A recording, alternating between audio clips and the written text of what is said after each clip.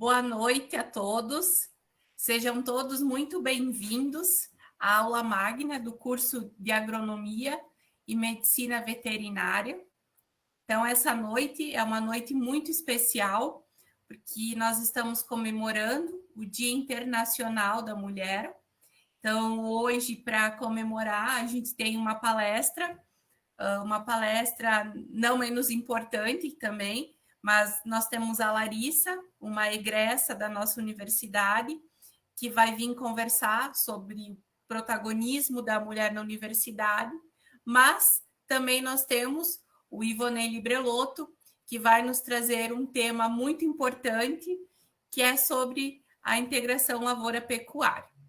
Então, eu gostaria de parabenizar todas as mulheres por esse dia, dizer que a mulher ela pode estar aonde ela quiser, seja no agro, seja ela que é responsável por concretizar todos os seus sonhos. Desejo que essa noite seja uma noite de muitos aprendizados, de muito aprendizado, de muito conhecimento. Eu me chamo Thais Zanata e sou coordenadora do curso de Agronomia. Professor José, por favor.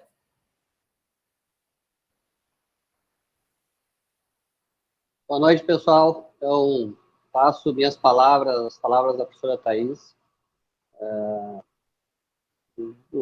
Hoje, a gente sabe da importância, né, dessas aulas magnas como formação, e hoje um dia mais especial ainda, por se tratar do Dia Internacional da Mulher. Então, novamente, o lugar da mulher é onde ela quiser realmente. Professora Thais, a gente tem hoje muito mais do que exemplos nas situações bem concretas da competência e de como vocês têm conquistado o mundo, né? Então, desejo a todos aí uma ótima noite de palestras e aproveitem que nós temos palestrantes aí que provavelmente agregarão no conhecimento de todos.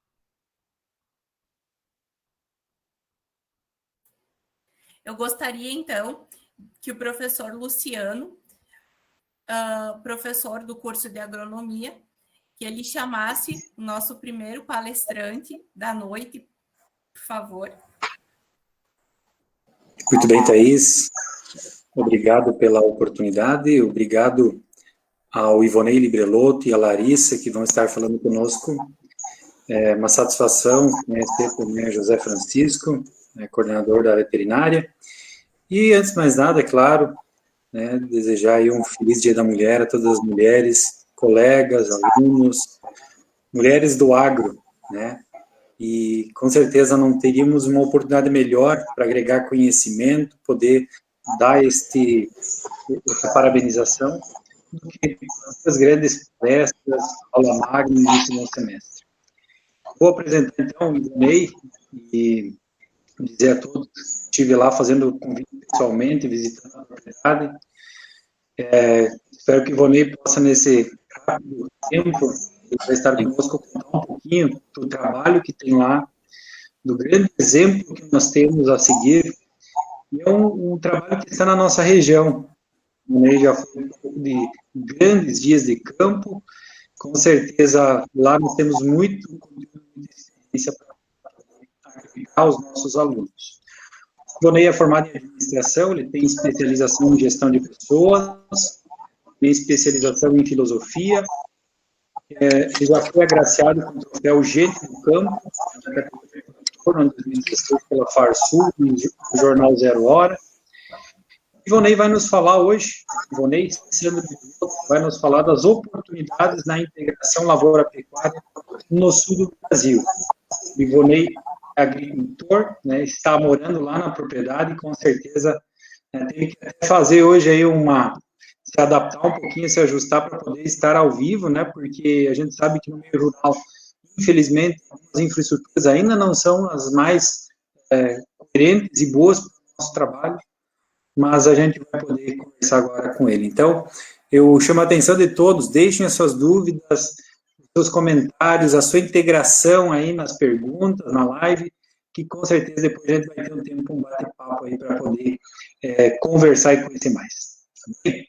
Ivonei, fique à vontade, uma boa palestra a todos nós. Boa noite, Luciano, boa noite, professores, especialmente as mulheres aí dessa noite, a palestrante Larissa e a professora Laís.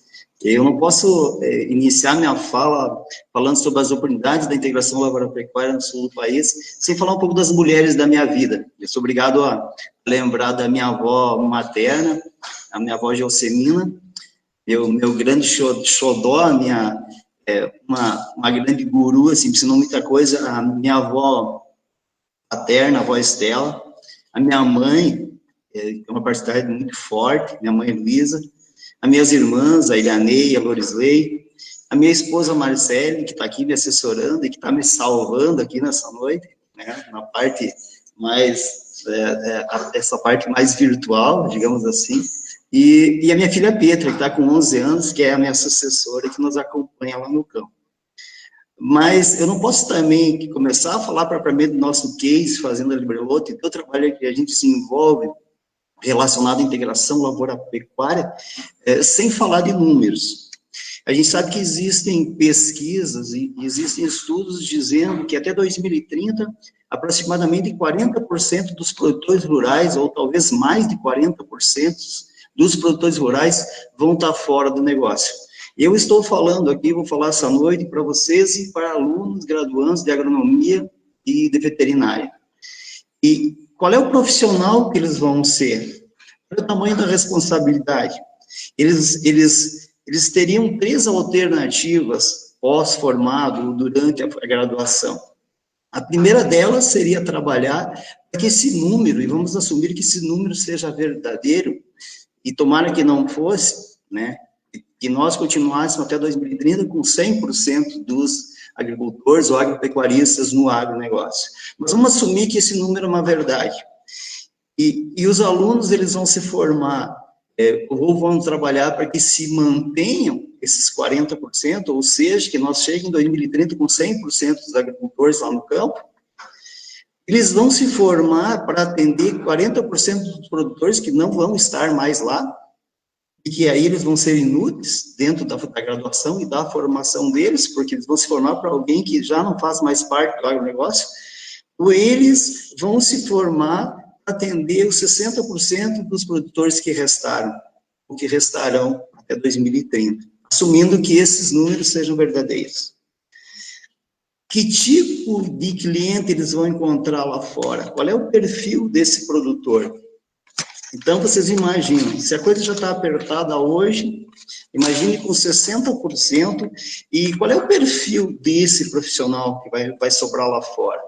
Ele vai estar, logicamente, mais preparado, porque se ele sobrou lá, se ele restou no agronegócio, ele vai estar muito mais preparado.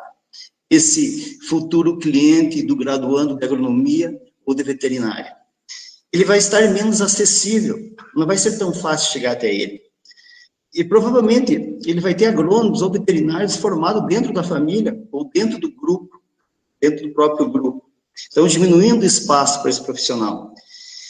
E ele vai estar mais capacitado porque ele se adaptou e criou a própria solução para o negócio dele. Ele vai ser mais exigente, ele vai estar mais experiente, senão ele não estaria lá, ele não seria algum sobrevivente, por assim dizer, e a gente não deve usar esse termo, mas ele foi eficiente, ele se adaptou. E aí nós voltamos lá atrás, em Darwin, e diz, só os mais adaptáveis sobreviverão. Incrível, né, que a gente usa uma frase de mais de 200 anos para demonstrar um momento tão presente. E provavelmente ele vai ter equipes formadas, ele vai ter assessoria de tudo que é tipo dentro do grupo ou da fazenda. Esse produtor rural, ele vai ter assessoria empresário rural com técnicos agrônomos, veterinário, contabilista, gestão de pessoas, gestão de processos, tudo dentro do negócio dele.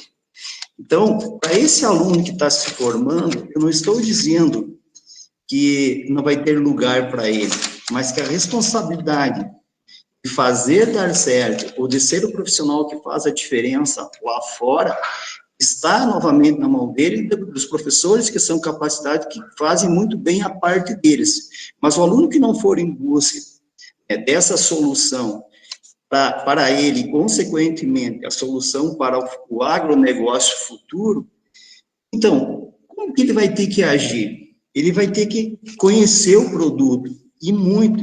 Qual é o produto? Qual é o produto que ele tem? Quando a gente fala de produto, a gente fala do físico, normalmente. Mas todos os alunos e nós mesmos recebemos muitas informações. Mas informações que não são transformadas em conhecimento, elas vão a lugar nenhum.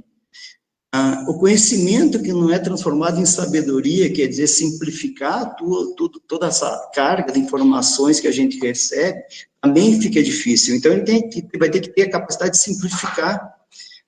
Ele vai ter que simplificar isso tudo. A gente peca muito por não fazer, a gente sabe dos profissionais aí fora, por não fazer nem o básico bem feito. Quando nós tivemos empresa em Palmeira das Missões, nós recebíamos currículos todos os dias, e tinham pessoas com mestrado, com doutorado, e realmente a parte técnica, a parte científica, eles estavam muito capacitados. E nós perguntávamos, quem que você conhece em Palmeira das Missões, na região do Palmeira das Missões? E raramente eles conheciam alguém. Raramente eles chamavam alguém pelo nome. E aí, muitas vezes, você abria a mão do profissional um vasto conhecimento técnico-científico para pegar alguém que conhecia pessoas, que chamava pessoas pelo nome. Então, ele também tem que entender inovação, mas essa inovação ela vai ter que ser em produto, processo e sistemas também. Não pode se ater a um tipo de informação somente. E se formando, ele vai ter que conhecer o cliente, ele tem que conhecer pessoas. Quem que vai ser o cliente dele? Será que, de repente, não vai ser o colega chato, aquele que ele não suporta dentro da sala de aula? Ou talvez o pai dele? Ou talvez seja o vizinho insuportável, que ele já teve um perrengue lá, porque daqui a pouco um animal escapou, invadiu a propriedade dele, talvez seja o futuro cliente, um futuro cliente dele. Estou trazendo para uma realidade prática essa minha fala. Será que o cliente dele vai ser gaúcho, paranaense, americano, chinês? Sabemos o que nos espera, o graduando sabe o que espera ele em 2030, ou talvez antes disso, agora, talvez amanhã. Então, nessa viagem, por assim dizer, da graduação, nessa caminhada dos agrônomos e dos veterinários, eles vão ter que conhecer rostos, eles têm que chamar pelo nome, eles têm que se aproximar e têm que utilizar todas as ferramentas virtuais que nós utilizamos, logicamente. Mas, embora o aperto de mão tenha caído em desuso, em função de que a gente tem todos os cuidados em virtude da pandemia, e tem um lado positivo disso tudo, porque eu conhecia pessoas que não lavavam as mãos nem uma vez por dia, e hoje as pessoas se obrigaram a fazer muito mais que isso. Então, ele também vai ter que conhecer o negócio do cliente dele muito mais do que o próprio cliente. Senão ele não vai chegar com uma solução. E aí tem uma palavra mágica nessa história que eu gosto de repetir, já falei para o Luciano quando a gente esteve lá em casa. É muito difícil um profissional fazer um diagnóstico preciso. Parece que o diagnóstico foi esquecido, foi tirado, ele saiu de cena. E sem um bom diagnóstico, a gente está fadado ao fracasso. Então, muitas vezes você chega lá fora na ânsia de se vender, você não está ouvindo, e você não está sabendo qual é o negócio do teu cliente, e você chega com uma solução pronta. E quando, às vezes, era fazer uma leitura dos gargalos, daquilo que pode ajudar, auxiliar dentro daquela atividade que o cliente desenvolve. Eu falo disso um pouco porque eu sou formado em administração e talvez a parte de gestão e de administração seja uma das partes mais deficientes, porque a gente queima em ir para o operacional. É muito bom ir para cima do trator, plantar, é muito bom fazer aplicação do fungicida ou ir para a colheita. Quem faz operacional adora isso, né, Luciano? Então, quem vai lá para o campo gosta, talvez a Larissa também tem um pé no campo, e é a parte mais prazerosa dentro do nosso trabalho. E aí sim, depois de um bom diagnóstico feito, apresentar a solução ou as soluções possíveis. Então, voltando para a nossa realidade da Fazenda Libreloto, a gente quer falar um pouco do nosso case e quebrar certos paradigmas relacionados aos sistemas integrados de produção. A gente tem feito coisas, se permitido fazer coisas diferentes que tem dado certo. A nossa propriedade tem sido um laboratório há mais de 10 anos, e nesses 10 anos a gente recebeu aí mais de 20 mil pessoas, entre produtores, técnicos, alunos, e com certeza essa troca nos fez aprender muito e talvez a gente tenha auxiliado muitas pessoas. Então, vamos partir para a nossa apresentação em si, e a gente vai falar um pouco mais desse sistema que é rico e que eu tenho certeza hoje é o sistema que mais cresce a nível do Brasil e no Rio Grande do Sul. Não por acaso os maiores produtores, hoje os maiores lavoureiros, também estão sendo os maiores pecuaristas, numa profícua integração da lavoura com a pecuária.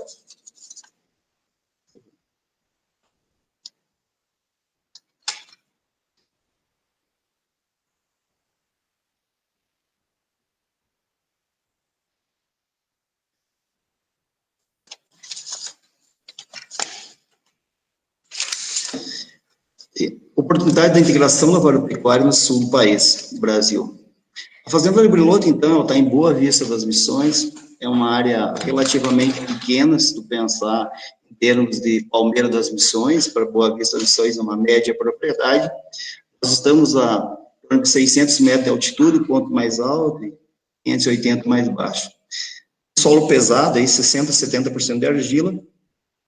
E a nossa matéria orgânica é uma das coisas que chama atenção também. Ela varia de 3,7 a 5,5, pontos de 5,5 de matéria orgânica, de 0 a 20 centímetros.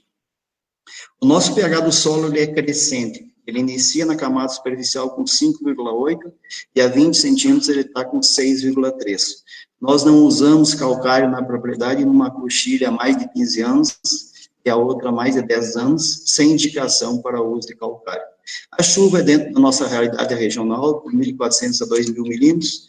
Estamos a 150 quilômetros de Passo Fundo, no norte do estado do Rio Grande do Sul. Essa lâmina aqui mostra uma área de soja que a gente colheu mais de 80 sacos, vários experimentos realizados. Ivonei, só vou te atrapalhar um minutinho. Pois não. Para nós, não está aparecendo as tuas lâminas. A gente vai corrigir aqui. Obrigado, professor. Eu acho que chama assistente e vamos ajeitar. Tá ok, ela já está aqui a postos. Consegue visualizar agora? Ainda não. A gente tinha testado antes, mas vamos lá. Acontece, não tem problemas. Respira fundo com a água e... consegue visualizar agora? Agora vai visualizar, agora vai aparecer. Perfeito. Então, essa área aqui na entrada da propriedade é uma área que a gente produziu aí no ano retrasado, próximo de 90 sacas por hectare. E na parte de baixo, vamos visualizar aí a rotação de culturas, a gente produz milho varietal, e as sementes, somos cooperantes de uma empresa aí em produção de milho varietal, e nós, a gente sempre planta, chegamos a plantar 8 anos, 50% da área de milho, 50% de soja no verão, e agora a gente diminui um pouco em função de ter aumentado as áreas para pecuária. Então, são vários experimentos que a gente realizou. Esse mesmo ano, a gente teve essa área aqui, passou de 90 sacas, a parte primeira a soja, depois o gado, e nessa área aqui, que a máquina está realizando a operação de colheita, nós colhemos 103 sacas por hectare nessa área, e foi o recorde de produção, numa área que a gente faz adubação de sistema. O que nós produzimos na Fazenda Libriloto? Nós produzimos milho varietal, trigo de duplo propósito, um sistema integrado, primeiro se faz pastejo, 3 épocas de plantio, e depois, consequentemente, a gente, como cooperante, encaminha essa produção para a sementeira. E ainda produzimos gado de corte. Nós fazíamos só recria e engorda, agora nós fazemos praticamente cria uma base genética Hereford e, assim, rumando para ter uma genética de cabanha. Essa é a nossa ideia, não vender somente um bezerro, mas também, no futuro próximo, vendermos genética. Aqui está uma foto de um milho que era um híbrido, na verdade, que foi o nosso recorde aí, que se aproximou de 200 sacas por hectare, no ano retrasado, que foi um ano extraordinário. Aqui a gente tem feito várias vezes milho com braquiária, né, no sistema Santa Fé, Então, você planta o milho conjuntamente com a braquiária, quando colhe o milho, a pastagem já está formada, então, uma ferramenta fantástica para a integração lavoura-pecuária. Todos sabemos que o sistema radicular da braquiária, ele acaba sendo um bom rompedor de solo, e ele acaba fazendo uma subsolagem. Tem estudos aí que, com 3 anos de uso de braquiária, reduz em 50%, aí mais de 50% os problemas de compactação. Aqui são alguns dos nossos animais terminados no mês de julho, então, bem no pico da entre-safra, aproveitando um preço bom do boi. Eu vou adiante, então, mostrando aí a entrada na nossa propriedade. Ela já foi muito visitada, e a gente estende aí o convite para vocês aí, na hora que quiserem nos visitar. E aqui está um pouco do que, mostrando a nossa média de produção, né? Isso são média de 10 anos, a nossa soja está numa média de 71 sacas por hectare, média de 10 anos. O milho, depois que a gente começou a fazer milho varietal, caiu essa média, isso era uma média de milhos híbridos, estava uma média de 158 sacos. O trigo de duplo propósito, 38 sacos por hectare. Nós temos produzido, nos últimos 10 anos, 290 quilos de carne por hectare. Tendo áreas da propriedade aí que produzem, algumas áreas, mais de 1.000 quilos de carne por hectare. E se falando de bezerro, hoje, a 12, 15 reais o quilo, essa conta vai bem longe na lucratividade por hectare.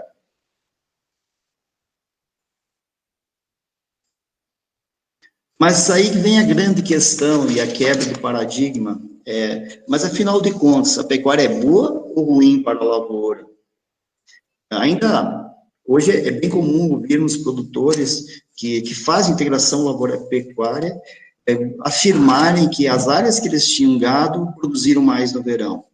Provavelmente eles tiveram um bom manejo de inverno, e essa soma aí dos benefícios da integração com a pecuária é que trazem a resposta. É sempre bom lembrar que o sistema integrado de produção, ele é bem complexo para ser entendido, mas ele é bem simples para ser implementado. E aí eu uso os cereais de duplo propósito, como o inverno é a base da produção do verão, como um dos pilares desse nosso sistema. Então, voltando aqui, a integração lavoura-pecuária, para nós parece uma coisa recente, mas ela tem mais de 10 mil anos.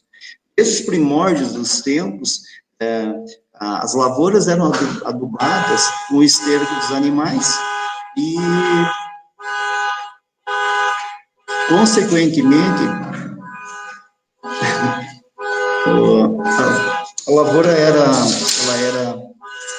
só um alarme aqui, desculpe, pessoal, só um alarme aqui do escritório, a gente já está dando um jeito, perdão aí. Então, a gente fala de integração lavoura-pecuária como se fosse uma coisa nova, mas ela tem mais de 10 mil anos. Então, os animais eram usados como tração, né, para que se arasse o solo, e estercos dos animais como adubo. Integração lavoura-pecuária reduz a compactação. Parece uma heresia se falar disso, quando a gente ainda tem o resquício do pé do boi, de que dizer que o gado compactava, e isso vem um certo preconceito do tempo que se fazia um plantio convencional. A relação, esse conceito solo, planta, animal, aliado à rotação de culturas, ele é muito benéfico, muito benéfico. Otimização do uso do solo. Numa lavoura normal, aí a gente utiliza o solo 42% do tempo. Quando você tem um sistema integrado de integração, o ILPF, você passa de 90% de ocupação desse solo. No caso, uma ILPF seria 100% de ocupação. Você monta uma fazenda em cima daquela que você já tem. Antecipação do plantio com cereais de duplo propósito, quer dizer, você cobre o vazio outonal plantando em fevereiro, março. Cobertura antecipada e estruturação do solo, falando agronomicamente, a nossa soja tem sido colhida cada vez mais cedo, fevereiro, março, o solo fica descoberto até o plantio do trigo, tem que fazer uma cultura intermediária que muitas vezes ela é inviável. Então, um plantio direto de qualidade, e aqui é bom que se frise que quando a gente fala de plantio direto é uma ferramenta da agricultura sustentável, mas a agricultura sustentável é maior que o plantio direto. Otimização do uso do maquinário e da mão de obra. Estou falando aqui das várias vantagens aí do sistema integrado. Então, antecipação da pastagem, cobre vazio tonal, flexibilidade, carne, leite, grãos e, consequentemente, um auxílio e um fluxo de caixa redondinho. Ciclagem de nutrientes e supressão biológica natural, pragas e patógenos. Melhoria das qualidades física, química e biológica do solo. Palhada, cobertura de solo e raízes. As raízes nunca compactam o solo. Quer aumentar o perfil do solo, você tem que ter animais no sistema. Você está fazendo esse trabalho, auxiliando a natureza, e você vai ter a resposta na cultura posterior. Retorno mais rápido do capital investido. Quando se trabalha com vários produtos, você tem uma liquidez melhor e você otimiza a mão de obra. Aumento do lucro por unidade de produção. Qualidade de vida, mantenha a propriedade ocupada. Quando você tem animais no sistema, obrigatoriamente, você tem que ter pessoas para tomar conta desses animais. Aqui está uma foto, então, o que seria uma pastagem ideal, né, bem adubado, um trigo de duplo propósito aí, com uma quantidade, um estande de plantas bom e que o animal não toca o solo. Então, a gente consegue aí uma lotação de 1.000, 1.500 até 2.000 quilos de peso vivo no inverno, sem prejudicar o solo. Então, um pouco dos nossos animais, da raça Hereford, somos apaixonados por essa raça, ela tem nos surpreendido positivamente cada vez mais, e a gente está sempre em busca de melhoria. Aqui tem uma foto aí de uma área, depois de 90 dias de pastejo, com trigo RS Tarumã, aí o carreador do gado, a gente tem que colher 45 sacas por hectare, isso foi tudo lucro líquido aí para o bolso. Então, um exemplo do que pode ser feito no inverno, meu vizinho ali, Busanello, aí fazendo silagem de trigo, a silagem de aveia, e aqui essa área de Tarumã aí, colheita, e aí você vê uma área aí fechada com trigo de boa qualidade. Aqui, o pessoal da Embrapa cavou uma trincheira num dos dias de campo nosso aí, mostrando raízes de trigo aí, 1,30 m, 1,5 m de profundidade, um trigo com uma capacidade radicular bem agressiva e que isso, logicamente, vai estruturando o solo e nos dando resposta positiva no verão.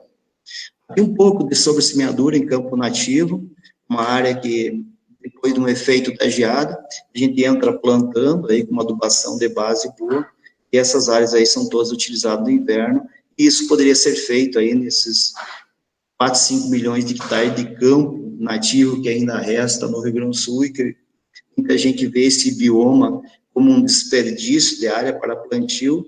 Nós temos o nosso vizinho Uruguai, que ainda preserva mais de 70% dos seus campos nativos, e tem uma carne aí bem conceituada a nível mundial, e reconhecida pelo sabor, pela maciez, pela qualidade, de animais produzidos em campos nativos. E o Rio Grande do Sul aí está com pouco mais de 30% dessas áreas de campo nativo remanescente, e a maioria dos gringos, que nem eu, loucos para botar o arado nessas áreas aí. Logicamente que, se falando de integração,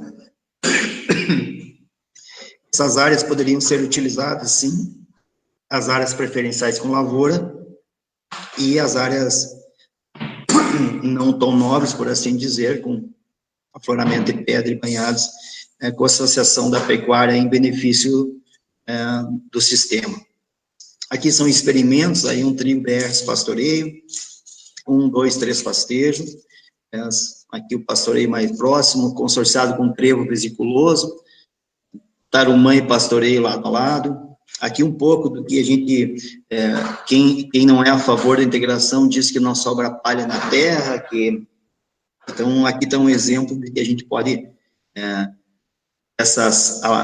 integração, a pecuária e a lavoura, essas duas irmãs, podem ser vizinhas, podem morar na mesma casa, e se dá tão bem. Eu sempre faço uma analogia, a irmã mais velha e a irmã mais nova, a pecuária sendo a irmã mais velha, e a irmã mais nova, em qualquer família, quando as irmãs ou os irmãos não se dão bem, é difícil pensar em progresso e desenvolvimento social. mais um pouco aqui da palhada, do que a gente faz, e por isso os nossos níveis de matéria orgânica têm melhorado ano a ano, e nossos índices agronômicos também. Bom, conclusão, então, pessoal, relacionada à integração lavoura-pecuária e vocês formandos em agronomia e veterinária. Vocês têm que olhar com bons olhos, e vocês, cada vez mais, vocês têm que ter um olhar sistêmico. Então, primeiro paradigma a ser quebrado: gado não estraga a terra, melhora o solo, e com manejo adequado, não o compacta. O agricultor deve usar animais na lavoura. A ILP possui mais de 10 anos, estou me repetindo aqui. A cada 3 safras de soja, uma é ruim. Isso é histórico. A produção de verão, ela varia em consequência do regime de chuvas. Então, principalmente a metade sul sofre muito com a seca, e nós aqui do norte, quem sabe, tem anos aí que tem frustrado realmente, a gente passa às vezes de produções de 80 sacos para menos de 50. A agricultura representa riscos, quando ela é usada isoladamente. A integração representa sustentabilidade. A pecuária contribui para a correção da acidez do perfil do solo e semeadura direta. Como eu falei para vocês antes, nós temos uma coxilha com mais de 10 anos e a outra já passa de 15 anos sem uso de calcário, sem indicação. Então, quando você aumenta a tua saturação de base, quando você aumenta a tua matéria orgânica, consequentemente, o teu alumínio tóxico fica, ele não ocasiona danos, e a gente consegue essa condição diferenciada. A interação em áreas de integração, a interação dos componentes, ela é muito diferente. Ela é muito diferente do que uma lavoura num sistema de plantio direto convencional. Sistemas com gado são recicladores e ciclam nutrientes, diminuindo o gasto com insumos. A gente só faz adubação de sistema. Aduba com 300 kg no inverno, as lavouras, seja aveia, seja trigo de propósito, e no verão a gente entra, no caso do milho, aduba na base, no caso da soja, a gente entra só com a semente, e tem tido bom resultado econômico em termos de produção. O solo fica mais vivo, aumento da biomassa microbiana, a fertilidade biológica ela aumenta bastante. Há uma redução das pragas, nós usamos bastante produto fisiológico e biológico, e temos um sistema bem simples, é do jeito que eu falei. As interações são complexas para entender no termo científico e técnico, mas para implementá-la no campo, as ações são muito simples. A pastagem aumenta a qualidade da água drenada, diminuindo a perda de nitrogênio. Nós percebemos, sim, as nossas nascentes, elas com muito mais afloramento de nascentes, e tem gente que vê isso como um problema, nós não, nós temos reserva de água de sobra na propriedade, temos a propriedade toda sistematizada com terraços, for windows, são uma área de 70 hectares, tem a parte de pecuária aí que são um pouco mais de 30 hectares, a gente ainda não sistematizou, por ter pouco problema de erosão, mas realmente, nesse modelo, nesse sistema, nós temos conseguido, sim, domar a questão hídrica. Deve-se adubar o sistema. A heterogeneidade é boa, a natureza não é homogênea. Só da agricultura de precisão aí que eu diga. Quando surgiram as primeiras aplicações da agricultura de precisão, parecia que ia ficar tudo planificado, e os problemas estariam todos resolvidos. Depois se percebeu que existiam muitos fatores que influenciavam nisso, e que o resultado, nesse caso, 2 mais 2 não era 4. O pessoal da agricultura de precisão continua aprendendo, né, trazendo resultados, mas continua aprendendo e tomando umas pauladas, eventualmente, por descobrirem a duras penas que a natureza ela não se dobra tão fácil assim. Por isso que nós temos que ser aliados dela. A rotação de culturas aumenta a fertilidade química, física e biológica. Há um equilíbrio entre os componentes. é aí que se aparecem os resultados. A rotação de culturas e a consequente rotação de princípios ativos reduz drasticamente os problemas de resistência das ervas daninhas, dos herbicidas e dessecantes, uvas, evém e outras ervas daninhas. As raízes são fundamentais como recicladoras e cicladores de nutrientes e aprofundam o perfil do solo. As raízes não compactam o solo. Nosso sistema deposita de 10 a 12 toneladas de matéria seca por ano. Enfim, uma foto aí de um dos nossos dias de campo aí, e mostrando todo esse trabalho que a gente desenvolve. E eu gosto de frisar aqui, para vocês formandos, para vocês professores, em que nós somos diferentes, em que a Fazenda Librelotto é diferente. Nós temos um sistema integrado de produção há vários anos, a gente já passa de 30 anos, mas nesse modelo mais intensificado aí, um pouco mais de 10 anos, vamos para 12 anos. Nós fazemos rotação de culturas e pastagens. Nós fazemos consórcio de trigo com trevos, azevém, aveias, milho com braquiária. Nós moramos na fazenda. Nós trabalhamos com adubação de sistemas. Nós temos sistema de terraceamento, four windows. Nós produzimos milho varietal, somos cooperantes, assim como somos cooperantes na produção de trigo de duplo propósito, agregando valor à nossa produção. Nós estamos rumando, sim, para produzir genética bovina, a raça Hereford, quebrando um paradigma de que não se pode fazer cria em áreas caras e em pequenas propriedades. Nossa propriedade tem pouco mais de 100 hectares e a gente faz, sim, a pecuária e a agricultura conviverem muito bem, num equilíbrio quase que perfeito. Nós otimizamos o uso dos insumos, da mão de obra, e, como eu já falei antes, nós estamos passando aí de média de 10 anos sem uso de calcário e sem indicação. Os nossos índices agronômicos, eles são crescentes. A matéria orgânica, ela varia de 3,7 até 5,5, de 0 a 20 centímetros. O nosso pH do solo, ele é crescente, ele inicia com 5,8 na camada superficial, ele está com 6,3 a 20 centímetros de produtividade. O que é isso? É construção de perfil do solo. O nosso fósforo, média nessas análises, cavado de trincheira, ele está próximo de, nós já cavamos trincheira até de 50 centímetros, a média está em 20 ppm de fósforo. O passo está a média de 300 ppm.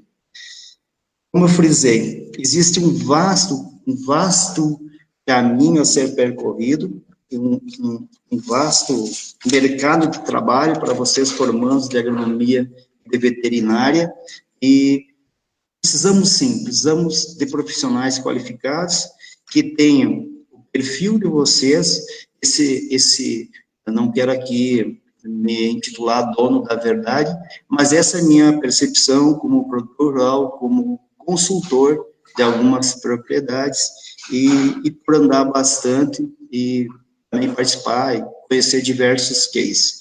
Então, sempre que vocês tiverem a oportunidade de visitar as propriedades e fazer um estágio em alguma propriedade que esteja desenvolvendo um trabalho diferente, vocês não percam essa oportunidade, ou até mesmo um estágio no exterior.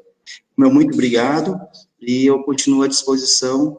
Obrigado, alunos, obrigado, professores, e a minha fala, então, por hora, ela está terminada. Muito obrigado, Ivonei, pela apresentação, pela vivência que mostrou aos alunos, né? Na verdade, gostei da palavra que falou, na verdade, é o que tu passa no dia a dia, né? Então, isso é extremamente importante e válido. Pessoal, gostaria de lembrar vocês, quem está assistindo a live, podem colocar ali nos comentários os questionamentos, perguntas, e que ao final das duas palestras nós vamos fazer um bate-papo, algumas discussões nesse sentido, tá? De imediato, gostaria de chamar já a segunda palestra. Então, a Larissa de Souza Zambiasi vai nos proporcionar sobre a palestra de estudos e o protagonismo feminino na propriedade rural. A Larissa, ela é tecnóloga em gestão de cooperativas e mestranda em desenvolvimento rural na Unicruz. Então, Larissa, tenha bondade.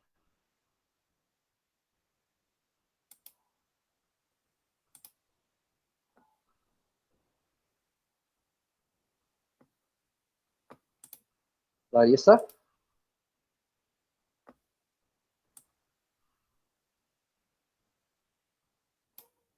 Olá, estão me ouvindo bem? Sim, Larissa, tudo certo.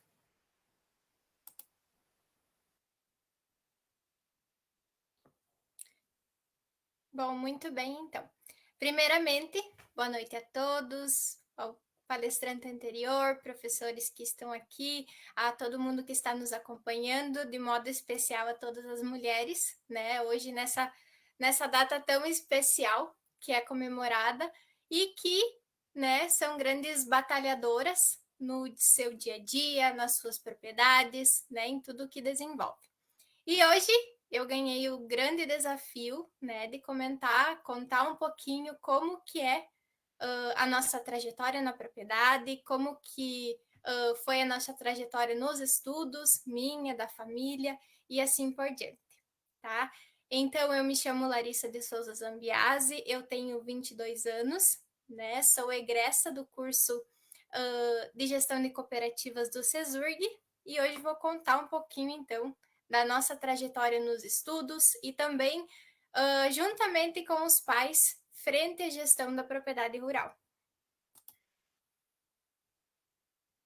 Bom, então a nossa propriedade tem 25 anos, é uma pequena propriedade localizada no município de Coqueiros do Sul. Nessas lâminas vocês podem verificar algumas fotos da nossa evolução, né? Então, nos primeiros passos, lá em 1994, nós trabalhávamos com mais agricultura de subsistência, tinha a soja cultuada, né, até a porta de casa. E aí, devagarinho, os meus pais começaram a produção de leite com uma vaca emprestada, depois essa vaca pariu, eles ficaram com as terneiras e aí, devagarinho, eles foram dando os primeiros passos na bovinocultura de leite. Bom, mas falar, né, da nossa trajetória, eu tenho que falar também de sucessão familiar.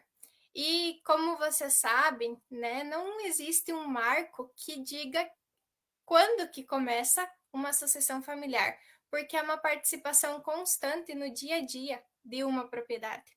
E com nós, né, somos 3 filhas, sempre foi assim, desde o início, a gente sempre esteve inseridas nos trabalhos aqui da propriedade, sempre participamos ativamente, ajudamos nas tarefas, e conforme a gente ia crescendo, iam subindo as responsabilidades, né, e as coisas que a gente tinha que ajudar também. Então, a gente sempre esteve presente no meio dos animais, ajudando, contribuindo, construindo junto, né, com os pais, todo o trabalho da nossa propriedade. E aí, né, desde criança, eu sempre ouvi dos meus pais, então, que o sonho deles é que eles pudessem dar os estudos para as 3 filhas. Então, o grande sonho, desde o princípio, foi investir, então, em estudos, investir em conhecimento, para que a gente pudesse um dia estar formada, estar um pouco mais capacitada, né, para enfrentar as adversidades da vida profissional, da vida pessoal e assim por diante. Mas, né, para começar essa parte dos estudos, eu tenho que contar para vocês que quando os meus pais estavam estudando, eles não tiveram a oportunidade de concluir os seus estudos, né? E aí, depois de alguns anos, eles voltaram a estudar. Então, eu e as minhas irmãs tivemos o prazer de estar presente nas formaturas tanto de ensino fundamental como de ensino médio dos nossos pais. Então, não é de varde, né, que tanto é incentivado a nós estudar, se desenvolver, buscar o nosso espaço no mundo do trabalho, no mundo profissional e assim por diante. Então, sempre veio deles, né, esse incentivo. Então, teve períodos aí que se estudava nos 3 turnos de um dia. Eu estudava pela manhã, as irmãs menores, a Daniela e a Gabriele, estudavam pela tarde. E aí o pai e a mãe, além de fazer todo o serviço diurno da propriedade, a correria de escola, de dar atenção para nós, ainda estudavam à noite e buscavam também concluir os seus estudos no nível fundamental e médio. Eu ainda não descarto que eles ainda possam vir buscar uma graduação, né? Há pouco tempo atrás, o pai até tinha passado no vestibular, mas, né, não foi o momento de começar, de iniciar, mas talvez mais para frente ainda exista essa possibilidade dos dois ainda continuarem estudando. Bem, mas, né, diante disto, diante desse incentivo que sempre teve para que a gente pudesse estudar, nós ingressamos nas faculdades e dá para dizer que a nossa sucessão familiar começou a ser organizada, começou a se estruturar a partir de 2016, gestão de cooperativas no CESURG, então foi o meu primeiro passo, né, nos estudos a nível superior, e eu sou formada, então, tecnóloga de cooperativas da primeira turma. Hoje temos mais 2 acadêmicas na instituição, temos a Daniele fazendo medicina veterinária, temos a Gabriele fazendo direito, e eu ainda, né, depois de concluir os estudos, busquei mais uma formação, estou concluindo, na verdade, mestrado profissional em desenvolvimento rural na Unicruz. Todo esse estudo e esse engajamento de conhecimento, de trabalho na propriedade, todo esse período a gente nunca perdeu o vínculo com a propriedade, com os afazeres e com tudo que a gente desenvolvia aqui. Então, a gente pode, assim como o palestrante anterior comentou, a gente pode fazer da nossa propriedade também um laboratório e sempre trazer da academia, trazer das faculdades, dos nossos cursos, coisas que nós aprendíamos na teoria e aplicar na prática, sempre com o apoio dos nossos pais, testando, tentando descobrir coisas novas que melhorassem produtivos ou técnicos, que as formações não irão parar por aí, estamos sempre em construção, sempre há o que aprender, e nesse meio que a gente vive hoje, é possível identificar que quem se acomodar, né, vai ficar para trás e que você precisa estar sempre buscando algo novo para você não perder, né, o seu espaço nas atividades que desenvolve e assim por diante. Então, assim, diante de todas essas formações, todos esses cursos, em época de pandemia, né, conversávamos um pouco antes sobre a questão da internet. Se vier na cozinha da minha casa, vocês virão aula de veterinária. Se forem na sala, tem aula de direito. Se forem no quarto, tem ou aula do mestrado ou tem curso de inglês. E aí, né, tem uma possibilidade de assistir o Rei do Gado na área junto com o pai. Então, são noites assim onde os nossos pais podem acompanhar as nossas aulas, que estão sempre conosco, e aí eles até durante o dia eles vão dizendo: mas aquela tua professora falou isso, aquela professora comentou que era dessa forma. Então, hoje eles estão acompanhando os nossos estudos, a pandemia proporcionou essa oportunidade deles estarem acompanhando mais próximos de nós, e eles também têm aproveitado bastante essa oportunidade. Mas, hoje, como é o Dia da Mulher, né, eu tenho que comentar que esse paizinho, né, o Dilamar, ele vive com 4 mulheres, né, cada uma com uma personalidade forte, sempre dispostas a inovar, a empreender, a buscar coisas novas, e que cada uma se coloca algo na mente, quer colocar em prática e tem força de vontade para isso, né? Então, é a Daniele e a Gabriele, que elas são gêmeas, elas são as minhas irmãs mais novas, né? E a minha mãe, a Marilyn, que está sempre nos orientando, né, nos dando um norte para que a gente possa se desenvolver cada vez melhor, e a gente puxou muito por ela, né, a gente busca sempre trabalhar os espaços da propriedade, trabalhar os ambientes por conta dessa bagagem que veio da mãe, né? De sempre manter tudo caprichado, sempre ter tudo organizado. Claro que nem sempre é possível, né?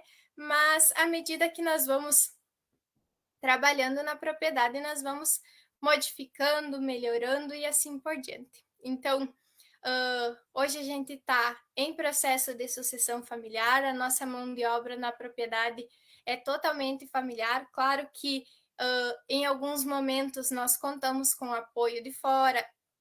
Desde 2017, perdão, dá para dizer que nós já mudamos a nossa estrutura de organização familiar e profissional muitas vezes, porque eu acredito que a sucessão familiar não é algo engessado, né? Conforme vai mudando a realidade da propriedade, a gente tem que ir se adequando também.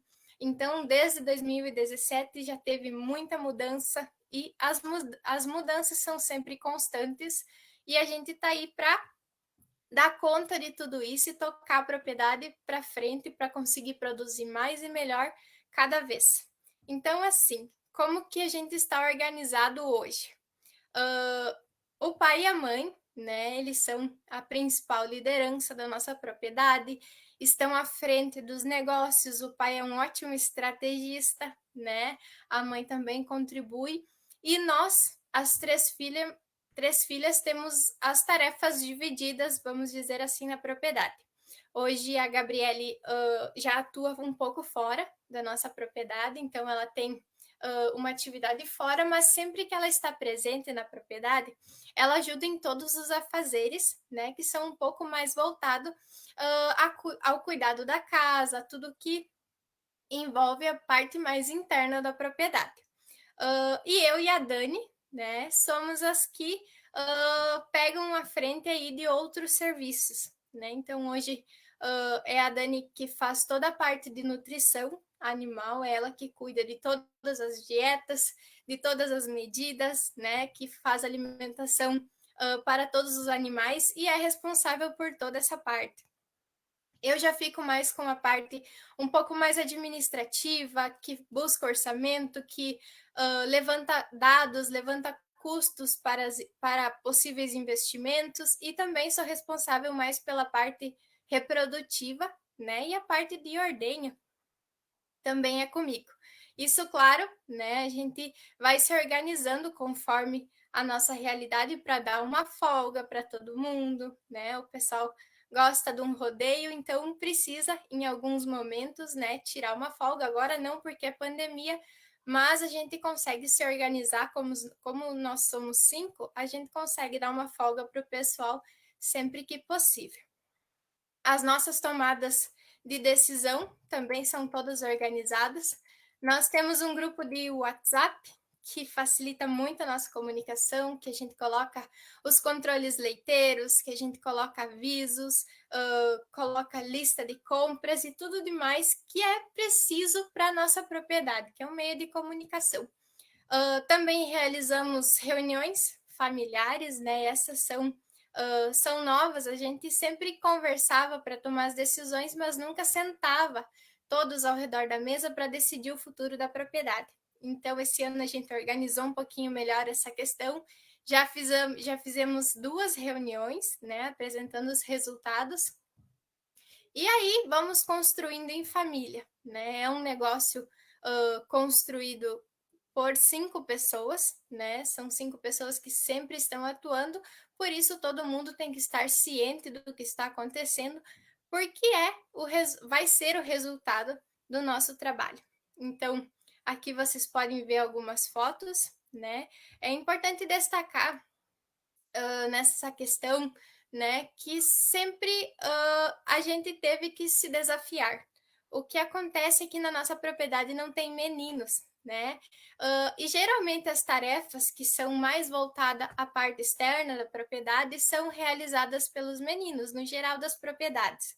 Mas aqui, né, nós tivemos que se desafiar, buscar um pouquinho mais para dar conta também, né, auxiliar os pais. Então, desde muito cedo, né, a gente já dirigia trator, então eu aprendi com 12 anos dirigir trator, fazia toda a alimentação dos animais, a Dani um pouquinho depois, mas também hoje praticamente é só ela que lida com o trator para tratar os animais.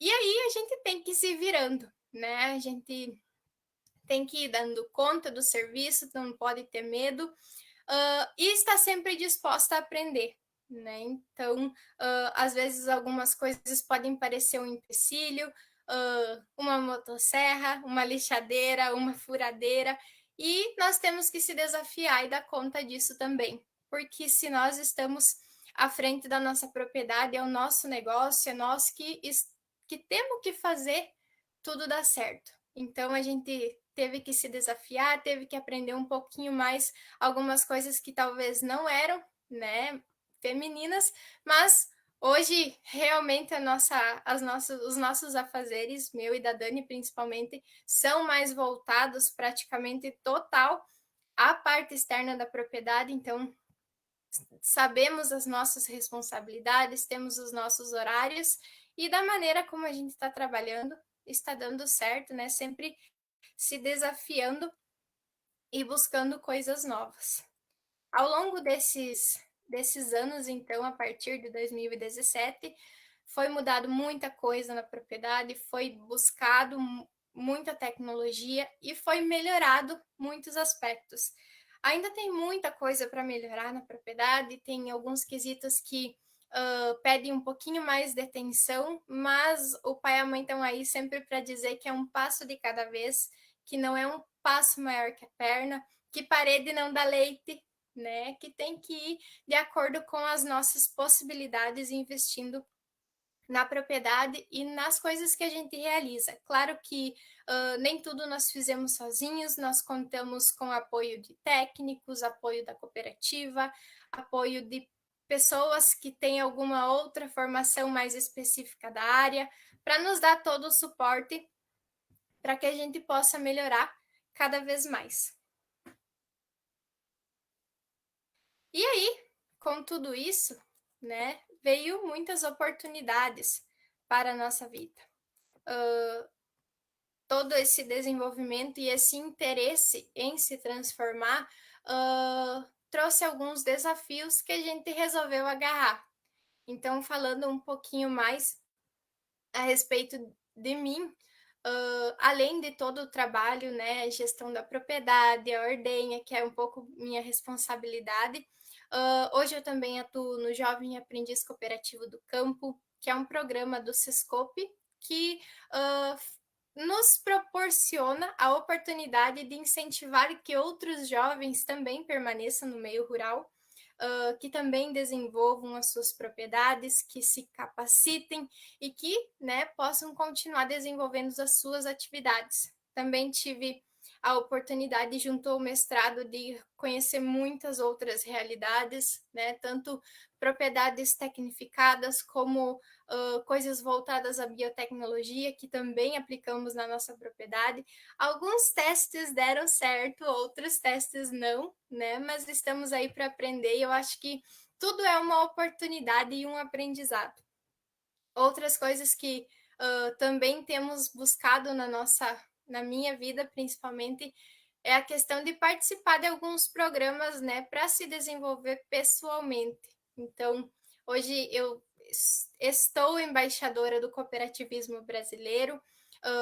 Pela formação, né, em gestão de cooperativas, a gente tem também uma certa responsabilidade de levar demandas, né, e necessidades das nossas cooperativas aqui da região para a OCB nacional e assim trazer melhorias, buscar melhorias para a região. E da mesma forma, participando do CNA Jovem, nós buscamos lapidar problemas, né, e trazer soluções aí para o agro, para que a nossa cadeia melhore, todas no geral, né, que a gente possa desenvolver, levar a visão aqui do produtor rural que está aqui na ponta, né, lá para as pessoas que estão lutando um pouquinho mais lutando um pouquinho mais pelos nossos direitos, pelas coisas que nós queremos que sejam implementadas, que sejam feitas na nossa carreira,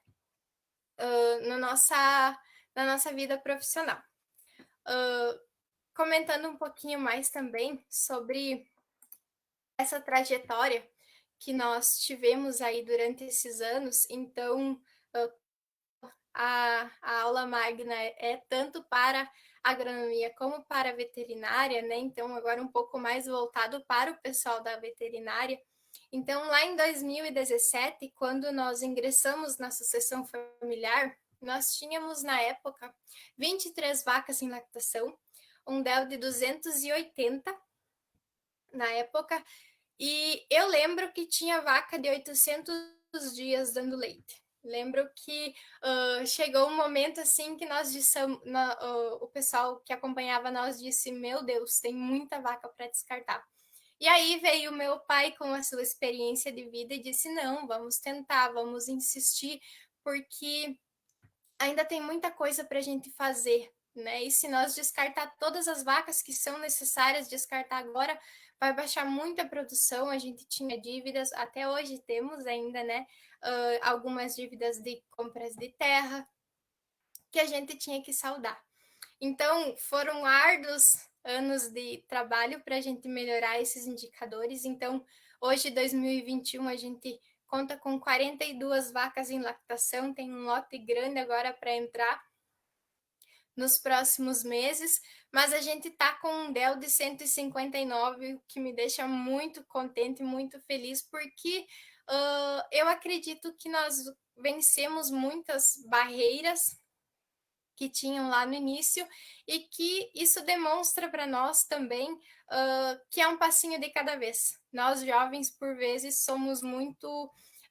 queremos tudo de uma hora para outra, muito rápido, né? E não é assim que acontece, tem que ser um processo, né? De acordo com o tamanho da nossa perna, conforme diz os meus pais. Então, no ano passado, nós passamos, né, do 500 mil de litro produzido, com uma média de 30 litros vaca dia. Tínhamos uma meta um pouco maior aí na época do inverno, não foi possível nós bater a meta de produção do inverno. Esse ano vamos lutar para conseguir alcançar, né? Nossa produção é toda pasto, sem uso de BST e tudo mais. Outros índices, né? Hoje a gente está com 54% de taxa de prenhez, então estamos nos organizando, tem muita coisa para melhorar, mas dá para dizer que estamos afinando a gestão. Cada vez mais atento a alguns indicadores que às vezes lá no início a gente nem conhecia, nem sabia para que servia. Claro que não sozinhos, né? A Dani está aí fazendo veterinária para nos acompanhar e nos auxiliar, dar todo esse suporte para que a gente possa melhorar ainda mais. E eu acredito que seja o futuro, né? Cada propriedade rural vai ter o seu veterinário, vai ter o seu agrônomo, e que se forem os filhos, melhor ainda, né? Porque esses filhos vão poder valorizar ainda mais a oportunidade de trabalhar num negócio próprio, onde você é o seu próprio patrão, e a cada novo resultado é mais uma conquista em conjunto, né? Porque ninguém trabalha sozinho, nós somos uma família. Mas, né, tudo parece muito lindo, muito bonito, nem tudo são flores, né? Vocês devem saber que a sucessão familiar traz consigo conflitos, traz consigo ideias e divergências de opiniões. E aí eu trago uma frase que o meu pai sempre fala para mim, né? Que geralmente ele fala quando a gente comete algum erro, algo que não está de acordo com o que estava previsto, né? Então ele fala, Larissa, a experiência vale mais que o diploma. E eu discordo e concordo em partes, né? Porque é difícil você argumentar com alguém que já está há 25 anos na atividade, que foi a todas as palestras possíveis, participou de concursos, participou de cursos e formações e tem uma longa experiência de produtor de leite contra, né, uma jovem que estudou muito menos anos, mas tem um pouco mais de conhecimento acadêmico e viu um pouquinho mais de outras realidades. O que a gente está fazendo na propriedade é o equilíbrio, né, entre a experiência que os pais têm, né, tanto o pai quanto a mãe, produzindo leite há tantos anos, com o conhecimento que nós temos trazido de fora. Tanto eu, como a Dani, como a Gabi, né, todo mundo agrega um pouco.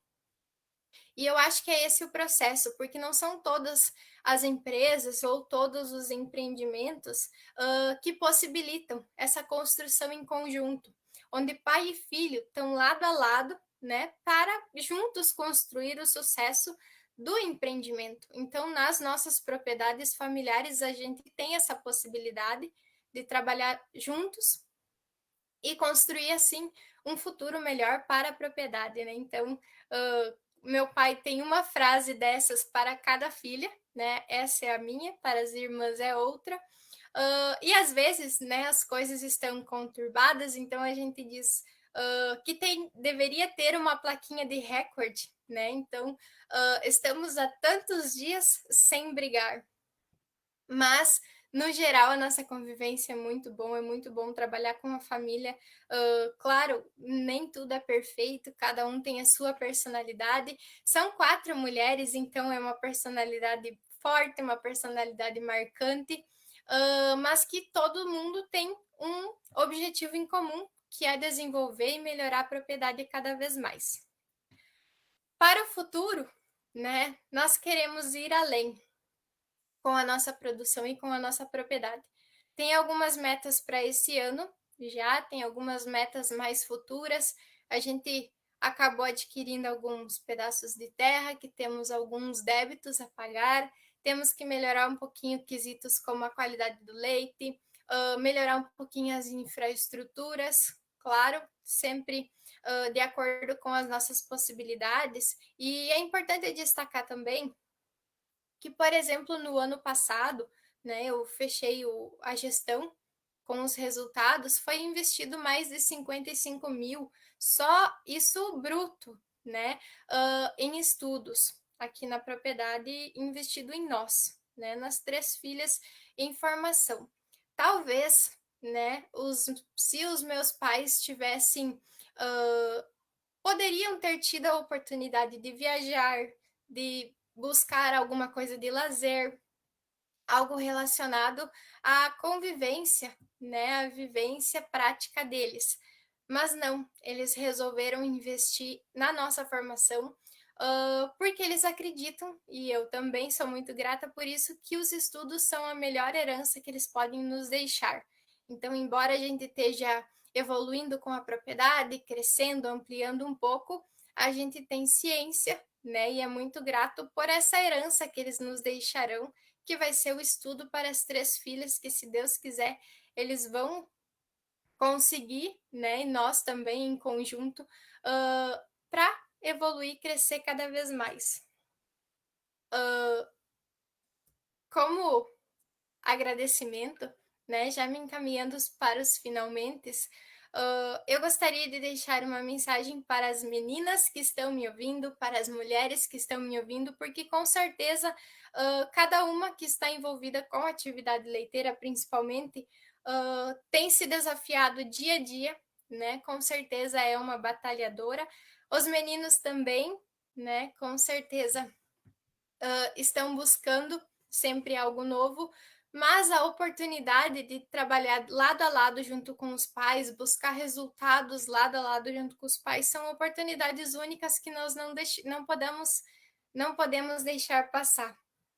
Por isso eu gostaria de comentar com vocês, né, que gosto muito do que eu faço, sou apaixonada pelo que eu faço, e deixar como conselho, né, que vocês façam o que vocês gostem, que vocês vivam com um propósito e que vocês aproveitem todas as oportunidades.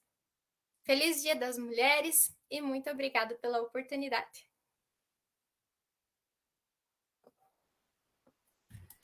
Larissa, muito obrigada. Muito obrigada mesmo. Foi excelente. Foi uma aula junto com o Ivonei. Acredito que os nossos alunos e todo mundo que participou hoje à noite dessas palestras vão sair com uma bagagem muito grande. Não sei se o professor Luciano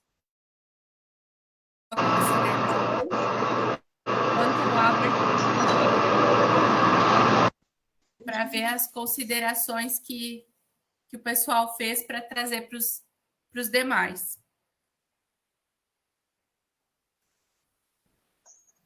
Parabenizar os palestrantes, né, Thaís, pelas palavras. A Larissa, me identifiquei muito com a Larissa, porque eu tenho uma frase que eu gosto de dizer, muito parecida com o teu pai: o diploma curta a orelha de ninguém. Mas são pontos que realmente acho que o conciliar a teoria com conhecimento e experiência é realmente importante. E elogiar que é muito bonita a tua história com a família. A gente também tem propriedade, tem pais que trabalham, a gente se identifica. Acho que muitos alunos, seja da agronomia ou da medicina veterinária, se identificaram com a tua situação. E o Livreloto, pela vivência de propriedade, de gerenciamento, a gente teve a possibilidade, comentei com ele, de visitar a propriedade dele em outro momento. Então, acho que as escolhas foram muito bem feitas para a noite de hoje. Perfeito.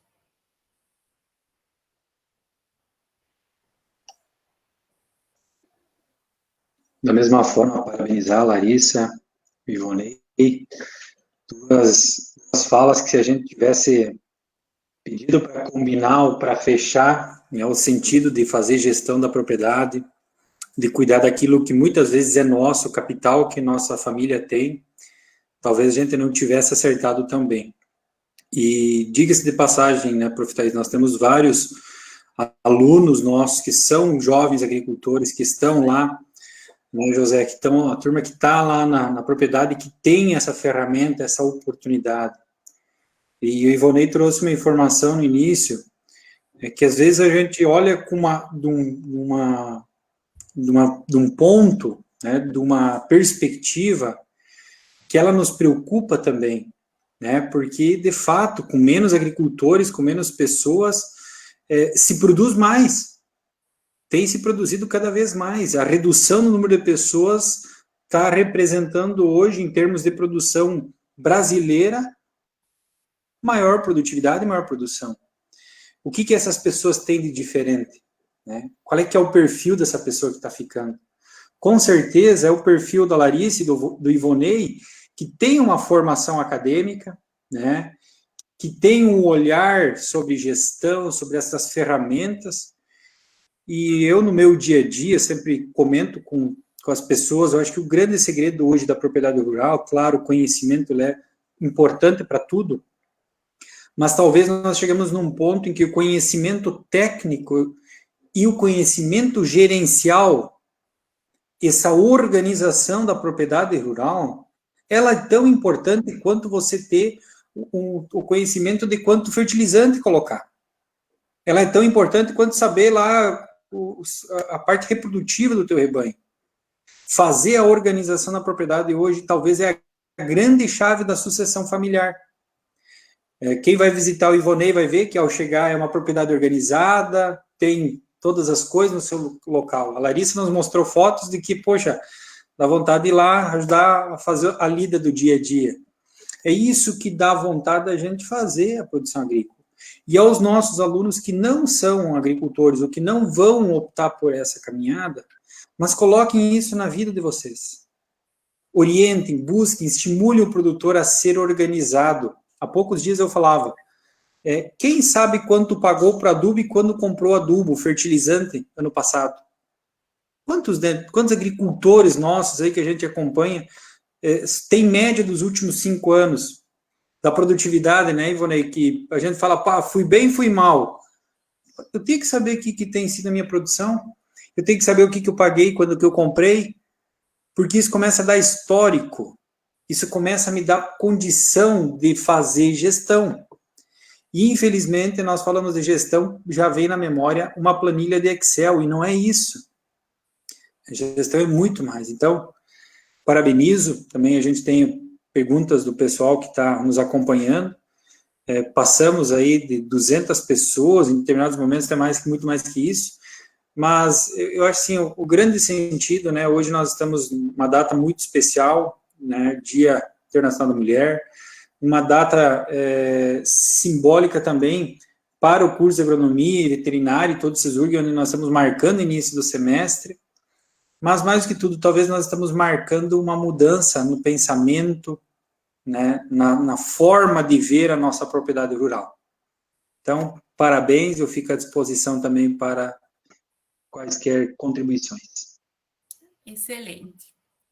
Bom, nós tivemos diversas contribuições do pessoal, tivemos mais de 100 comentários, tivemos a Grace Freitas parabenizando a Larissa, a Catiele parabenizando as palestras, a Thaís Stumer parabenizando o Ivonei, parabenizando a Larissa pelas palestras, parabenizando pelas palavras, a professora Cláudia Scariotti também parabenizando. E aí nós tivemos um aluno nosso, o Bruno Barcelos, que ele deixou alguns questionamentos para o Ivonei. Ele questionou assim, Ivonei, qual que é a área necessária para a criação de animais no sistema de integração lavoura-pecuária, né? E aí ele pergunta qual que é a porcentagem fixa de área para a criação desses animais, né? Afinal, os mesmos animais vão ficar na área por vários ciclos das culturas. Boa noite, Bruno. Obrigado pela pergunta. Parabéns a Larissa pela palestra dela, foi brilhante. Gostei demais quando ela falou assim que deveria ter um lugar para se marcar. Há quantos dias não se briga em casa? Muito interessante. Acho que vou adotar essa ideia. Mas legal. Fazer sucessão é isso. A gente não precisa brigar, mas as ideias, elas de vez em quando elas divergem. Isso é muito salutar. Bom, respondendo ao Bruno, a integração lavoura-pecuária, ela é muito democrática. Nós podemos fazer integração numa área de 10 hectares ou de 10 mil hectares, para ter uma ideia. Então, quanto a definir uma área, cada propriedade vai ter a particularidade dela. Então, se você, daqui a pouco, você está numa região de fronteira, talvez a lavoura vai contribuir com 5%, 10%. O restante vai ser a pecuária, dependendo da topografia, do histórico dessa área e tudo mais. E ele, na verdade, ele é um processo bem dinâmico, não é estático. Então, o meu conselho é que se inicie a fazer a integração numa área pequena, independente da área que você tem 1.000 hectares, e você não entende muito do negócio pecuário, por exemplo, você está na agricultura. E aí você pode iniciar com 5, 10 hectares e você vai evoluindo, e à medida que o resultado vem aparecendo, você vai achar o ponto de equilíbrio. Nós, no nosso caso, nós estamos com 40% pecuária e 60% lavoura. O Centro-Oeste, existem modelos de que já inicia no verão metade pastagem, metade lavoura. Então, Bruno, o que eu tenho para dizer para você é inicie, tá? A gente percebe que quando o agricultor começa a fazer pecuária, ele começa a fazer bem feito. O pecuarista tradicional, ele é mais relutante em fazer lavoura bem feita, sair da pecuária e para a lavoura. Mas aí tem vários arranjos, existem parcerias, existe arrendamento, diversas modalidades em que se acha um equilíbrio e que se alcança o resultado esperado. Excelente, Ivonei. Esses seriam os comentários. A gente tem o Luciano Ventes também, que ele falou que conhece bem a propriedade da Larissa, conhece a Pelé e a dedicação, que é um exemplo para todo mundo. Nós temos o Fábio Maier, que também falou muito bom o assunto abordado e explanado pelos dois palestrantes. Tivemos diversos elogios para todos e me chamou muita atenção, e eu falo muito em sala de aula e defendo a questão que o Ivonei mostrou que aconteceu isso na propriedade dele, a questão de nós termos sempre planta verde, a melhoria dos índices químicos, né? Da melhoria dos teus componentes químicos, o fósforo do teu solo. Então, isso é uma prova que quando eu tenho, não é o solo que vai fazer tua planta, mas sim é as plantas que vão construindo o teu solo. Quando você constitui, quando você sempre tem planta verde, você vai começar a colher diversos benefícios, né, Ivonei? Que é o que tu mostrou para nós. Tu começa a ter melhoria nos teus pontos de fósforo, tu começa a ter retenção da melhor infiltração de água, ter todos os benefícios que tu nos mostrou, né? Professora, foi bem interessante a sua colocação no seguinte sentido. Quando nós iniciamos um negócio, um modelo, a gente precisa muito mais dedicação no início. No início você trabalha, você despende uma força muito maior a favor do sistema. Depois ele te devolve. Então, a gente está nessa fase de amadurecimento e colhendo os resultados. Então, eu estava comentando com o Luciano naquela visita lá em casa que nós não temos mais sobressaltos. Existe muita surpresa na lavoura. Nós atingimos uma certa estabilidade na produção e como nós temos diversos produtos e é interessante que se fale que nesses 12 anos a gente cresceu uma taxa de 10% ao ano. E dessa propriedade são 16 pessoas que vivem e sobrevivem diretamente da atividade. Nem falo dos indiretos que são beneficiados. Então, tu pensa assim, uma propriedade de pouco mais de 100 hectares. 16 pessoas são dependentes diretas desse resultado.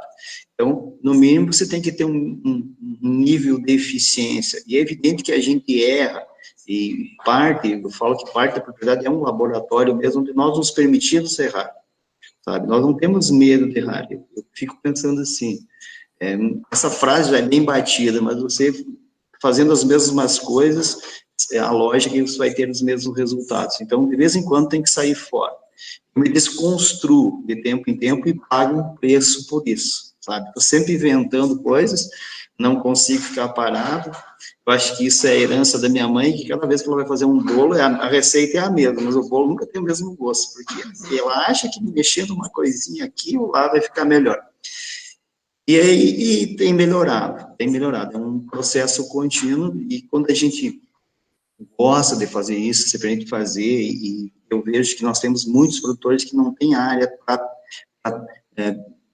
não digo nem para pesquisa, para fazer as validações dele, para testar produtos. Acho que isso é muito interessante, é a maneira mais barata ele saber ali na situação local dele aquilo que dá mais resultado.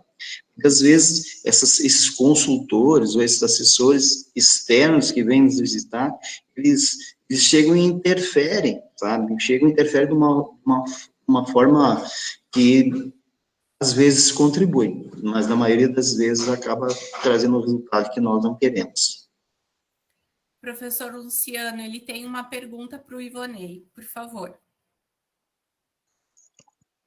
Muito bem. Acho que o Ivonei colocou até na apresentação dele, só um detalhe, né, bem interessante.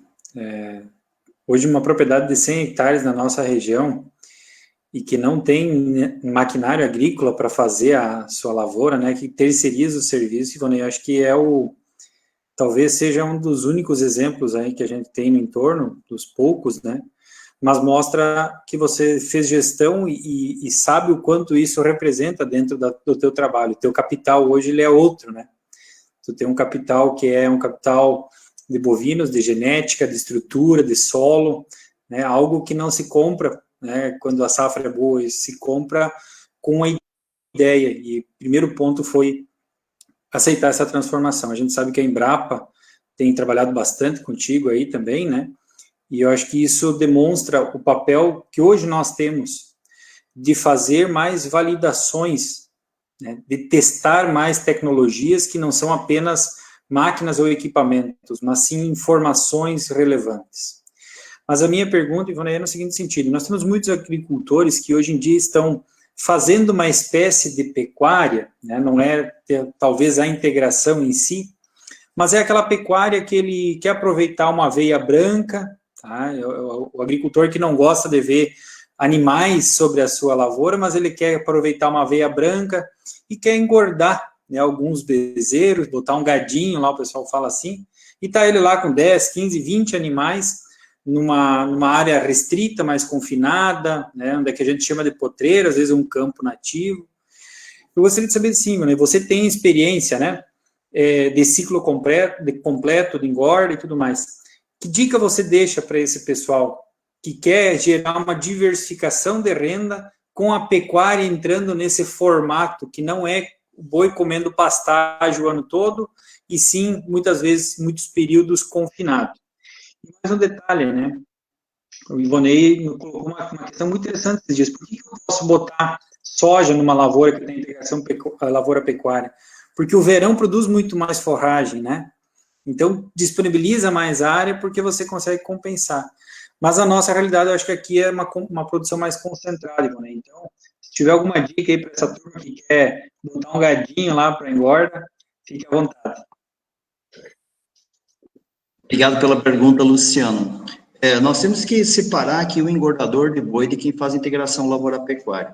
Normalmente as pessoas, o engordador de boi, ele aproveita uma oportunidade que ele comprou um animal barato e aí ele vai engordar, a maioria das vezes com aquilo que ele produz na propriedade, e depois ele vai em busca de alguém que compra esse animal. Quer dizer, ele é quase que um aventureiro no negócio. Às vezes dá certo, às vezes não dá certo, e ele se desmotiva e se desmobiliza, e normalmente na família tem quem gosta de animais e quem não gosta. Dá uma peleia utilizando aquela fala da Larissa, né, que eu acho que se aplicaria muito bem quando começa a querer entrar a pecuária na lavoura, peleia na certa. Tem uns que gostam, tem agricultores que não querem nem ver um boi nem de binóculo, quanto mais em cima da propriedade. Mas nós temos, Luciano, muitos modelos importados, né, então ainda essa crença de que o confinado é que dá dinheiro, quando que as oportunidades, do meu ponto de vista, é justamente o contrário. Nós temos que tornar essa tarefa da integração e da pecuária uma tarefa simples. O nível de especialização de um produtor de leite é muito maior do que do produtor de carne ou do que um criador de gado de corte.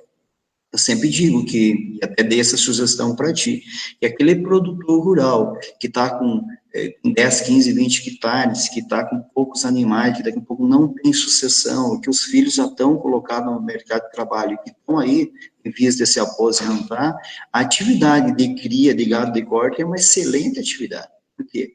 Quando ele vai ter 20 vacas de leite em produção, ele vai ter 40 vacas de cria de gado de corte. Porque você manter um animal produzindo leite, ele é muito mais exigente em todos os sentidos, né? Porque ele, além da mantença, ele ainda tem que estar produzindo aí, no caso da Larissa, mais de 30 litros de leite de vaca a dia. E agora, quando é uma vaca de cria, né, de corte, você alimentou a vaca, automaticamente, quando ela está prenha, você não precisa se preocupar com o terneiro. Quando ela pariu, ela tem um score corporal bom e você tem lavouras de pasto, por assim dizer, quando você vê esse animal está com 6 meses e está passando de 200 quilos, e no preço que está hoje, está valendo 2.500, em alguns casos até R$3.000.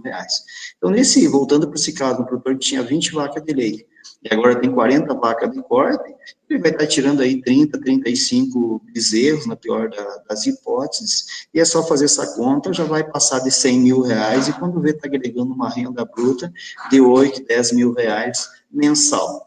E para quem estava acostumado a fazer inseminação, e fazer 2 ordenhas diárias e tudo mais, você cuidar desses animais que você já tem know-how, e você esperar até o momento da cria, e depois você esperar mais um pouquinho para vender, se torna uma tarefa bem fácil, sobra tempo para tomar mate, sentar na área e falar de futebol, de política e outras tantas coisas. Então, fica uma tarefa bem fácil para quem já faz pecuária de leite. Não sei se eu respondi a tua pergunta, Luciano, mas assim, esse perfil de produtor, ele vai ter muita dificuldade, porque ele não tem uma escala de produção.